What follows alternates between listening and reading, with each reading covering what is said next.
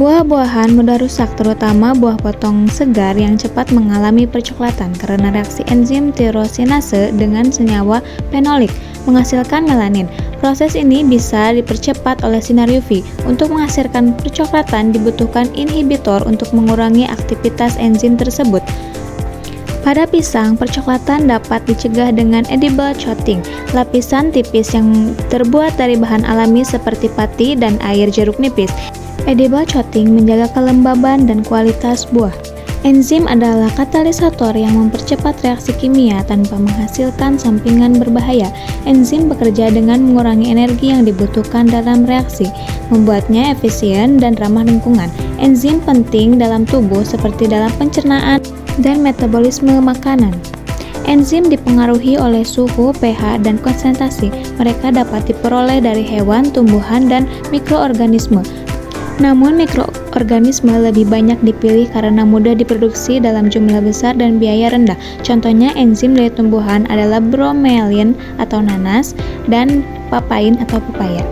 Dua faktor yang mempengaruhi aktivitas enzim. Yang pertama yaitu suhu. Suhu hangat 30-40 derajat Celcius meningkat aktivitas enzim seperti amilase dan PPO, mempercepat proses pematangan dan perubahan warna coklat pada pisang. Suhu dingin 10 derajat Celcius mengurangi aktivitas enzim, memperlambat pematangan dan perubahan warna pisang. Menyimpan pisang di lemari es dapat memperlambat proses ini. Yang kedua adalah pH. Larutan asam dapat memperlambat aktivitas enzim PO yang menyebabkan perubahan warna coklat.